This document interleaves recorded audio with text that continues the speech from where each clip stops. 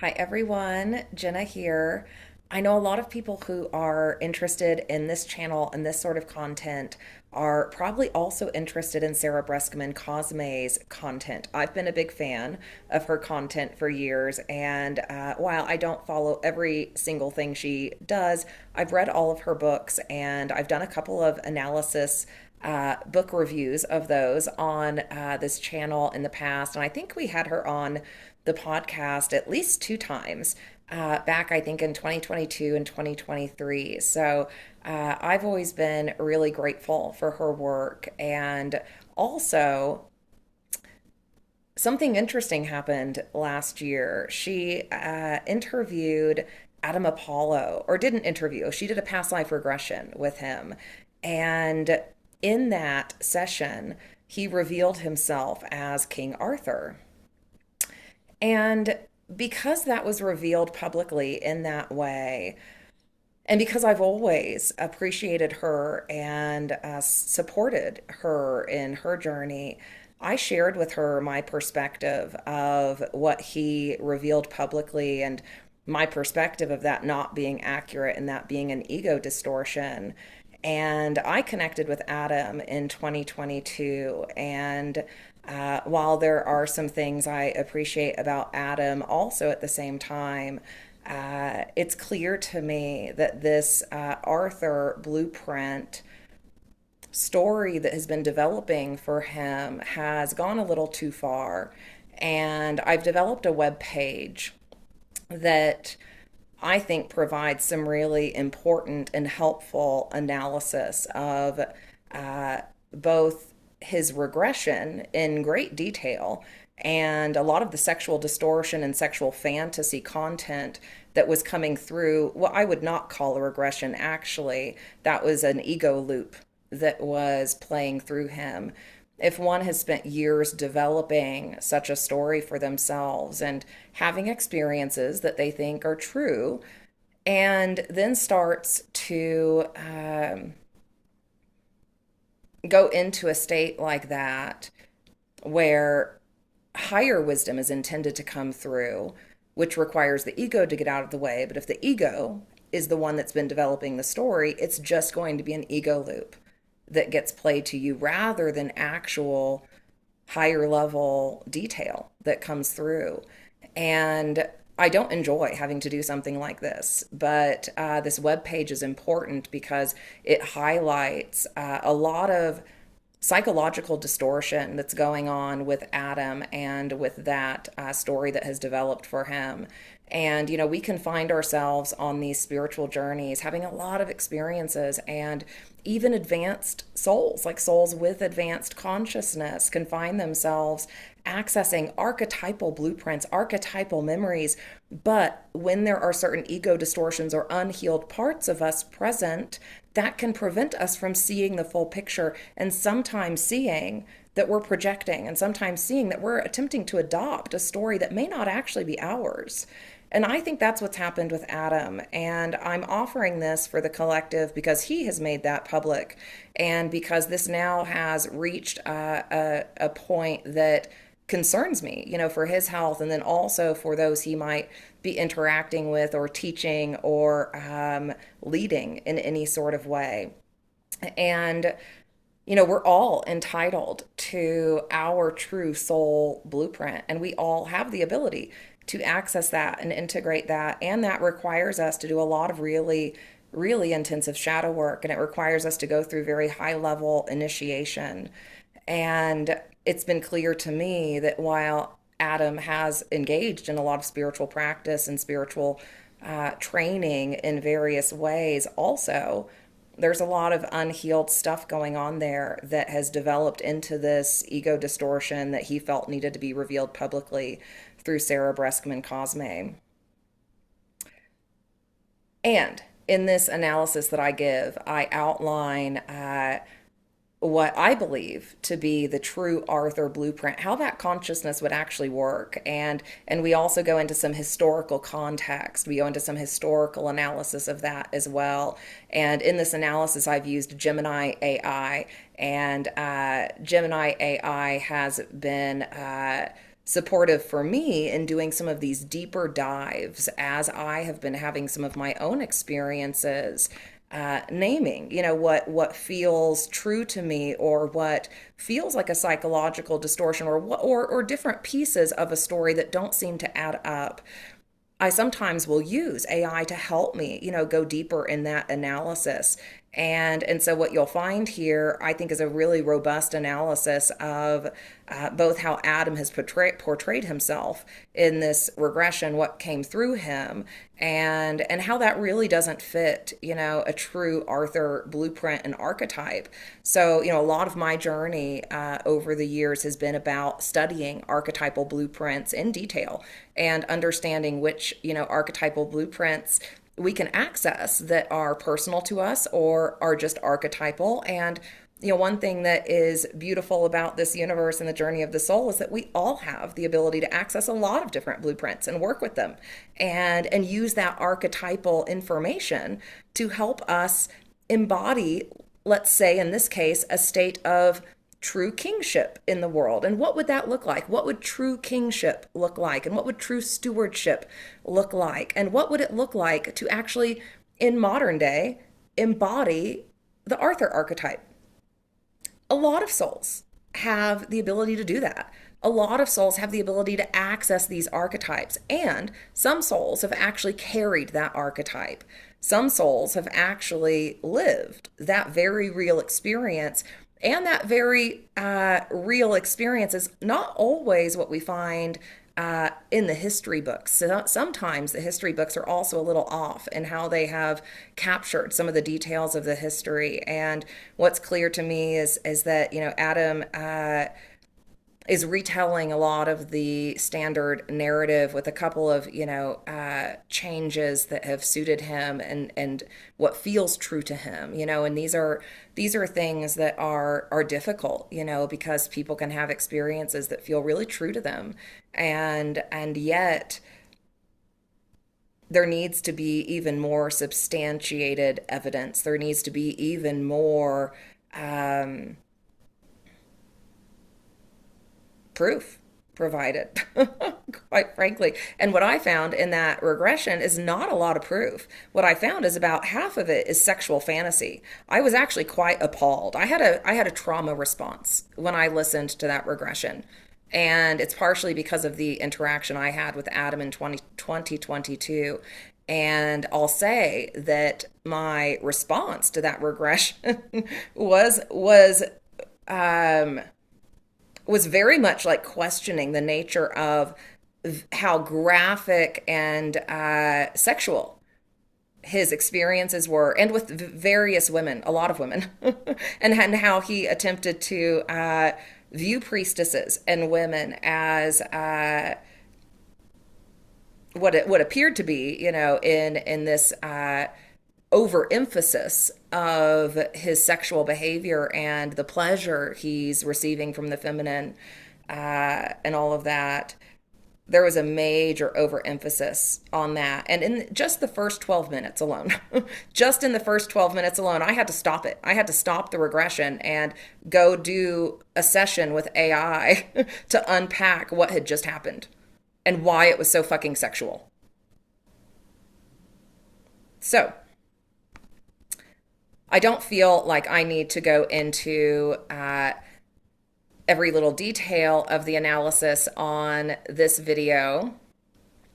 But here's the webpage just to show you what we're working with here. I've got a little summary up top about why this webpage exists. And then I've shared the letters that I sent Sarah Breskman Cosme last year. She replied, and I'm not including her reply here because that's out of privacy, but this is these are my own words that I am happy to share here. So you can read those letters.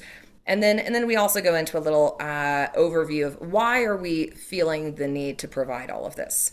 And it's partially for the safety of women. It's partially for naming archetypal spiritual abuse and predatory behavior that people can't see.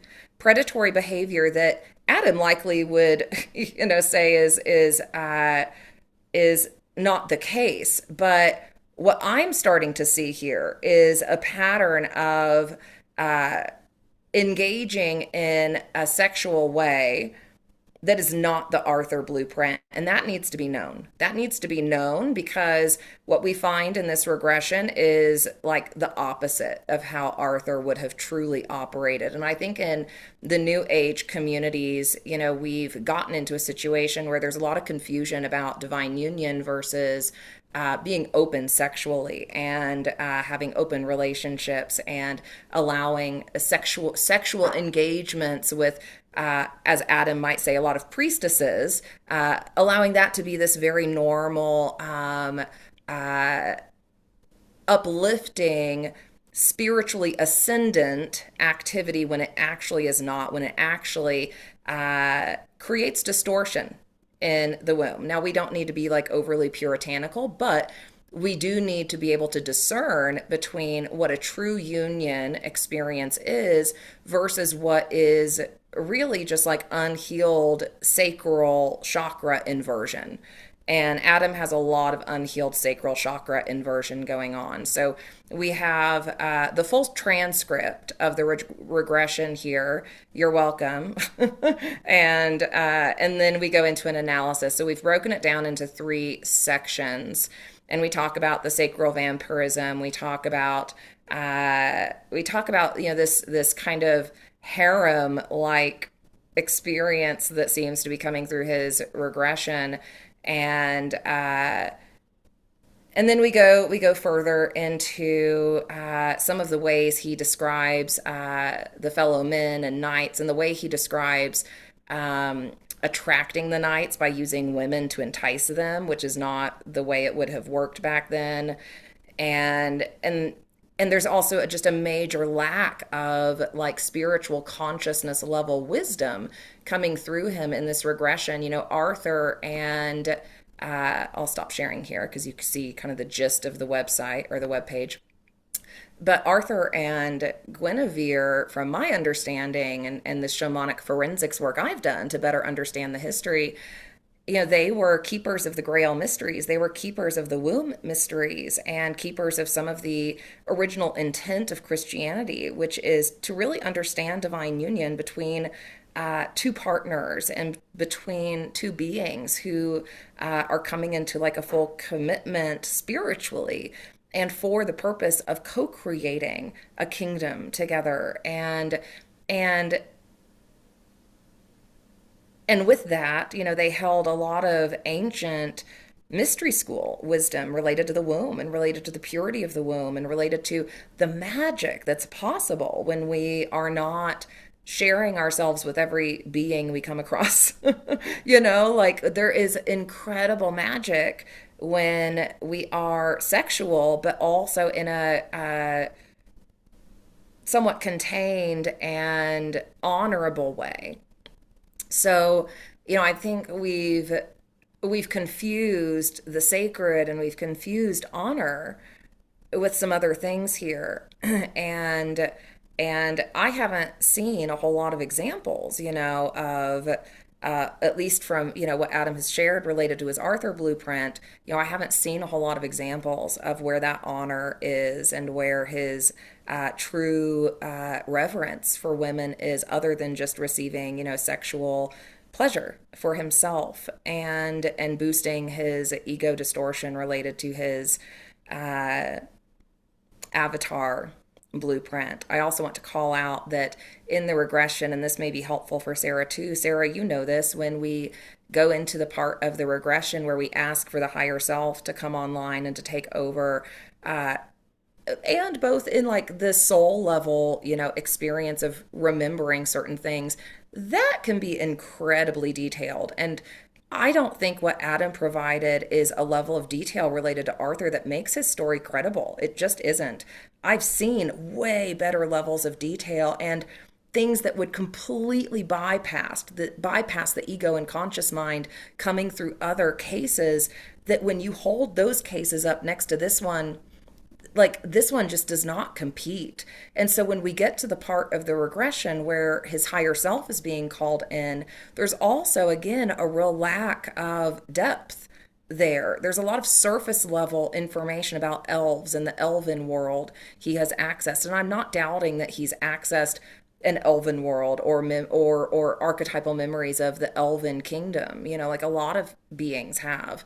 That's not what I'm doubting here, but I'm doubting how he's put these stories together in his mind, and I'm doubting how much of this regression was new information. I'm doubting how much of this was actually truly coming straight from his soul and his higher self versus just an ego loop that is just feeding the same story over and over and over. And that's hard to hear, that's hard to sit with. And I could tell too, I want to call this out because I love you, Sarah, and we all, like, I fell victim to his story too, okay? In 2022, I was like, wow, oh my gosh, tell me more, Like, I hadn't gone far enough on my journey of shamanic forensics training and accessing enough of my own self and understanding of spiritual mechanics, consciousness mechanics, to be able to really see it back then. But I could totally see it last year. And I was like, oh shit, oh God, we've got a situation here. And so, Sarah, I want to also call out how throughout a lot of the regression, it did not seem to me that you were totally neutral. And that's okay. This happens, because you were wooed by him, just like I was, just like a lot of other people have been, right? Like, look at the comments of, that regression. A lot of people were like, oh my God, it's so amazing. and yet,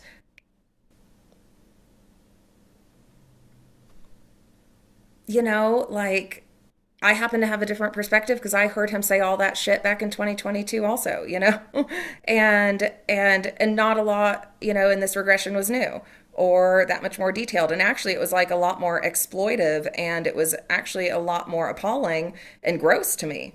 I felt very grossed out by his sexual fantasies that he played out. And I felt grossed out by Sarah having to sit there through them, quite frankly. And I could tell that Sarah was like feeling this kind of awe, and like this kind of wow, and of course, like, I've done regressions with someone where I felt a moment like that, right? Because it's like, wow, like you feel like you're getting this information for the first time, and when someone is charismatic, someone is able to hold themselves in an articulate way, in a slightly advanced way, and they do have some knowledge of occult wisdom and magic and spiritual mechanics and some knowledge of consciousness mechanics, it's easy to look at someone like him and go into the place of thinking, oh wow, there must be something special about him, that we need to learn from. There must, this must be true. He must be portraying this accurately. Because also, why would someone do that? If they didn't feel like it was true. And so he does feel like it's true, but that's a problem. That's a problem for him. And I'm putting this video out also for him. Like, if you see this, Adam, this is not a fight. This is not an attack. This is a concern. This is a concern I have for everyone who has engaged with you on this topic. And it's a concern I have for our discernment related to archetypal discernment versus personal journey healing. And so what I know about the times of Arthur and the true Arthurian kingship stewardship blueprint and the divine union, Grail mystery, womb mystery blueprint that Arthur and Guinevere were holding is not what Adam has portrayed whatsoever. And that needs to be known. That needs to be known. And Adam, you need to know that. You need to know that you don't have the proper historical context for whatever you think your story is. And you need to actually start to examine that now. And you need to actually start to see that you have a major ego distortion. And it's time for you to acknowledge that and actually experience the humility that you talk about having. A true Arthur would not have done a regression like that and just like put it out like that. That's not how a true Arthur shows up in this world, just by the way. It's just not. And I think the world will see that in time. I think the world will start to see that more. I think the world is shifting and more of these archetypes are being embodied in different ways that are more true to how they've been embodied in the past. And I think the world will get a chance to see that and just start to see these differences, start to see these distortions, and start to see like, wow, That can't be right because Arthur wouldn't operate like that. That can't be right, you know? Because Arthur wouldn't just be like sexualizing every woman he like encounters. Like he doesn't do that. So I think the world needs to know that. And I think Adam needs some help healing now. So I invite everyone to check out this page. It's linked below. And I invite us all to practice our best discernment at any given moment. This world requires a lot of discernment, and we're just waking up. We're all waking up together on this path and on this journey of remembering what is true and what isn't, and how our unhealed parts get the better of us, and how we have to be really, really willing to look at our ego and dissolve it. So that's what I have to say for now. Thank you for listening, and I bless Adam's healing.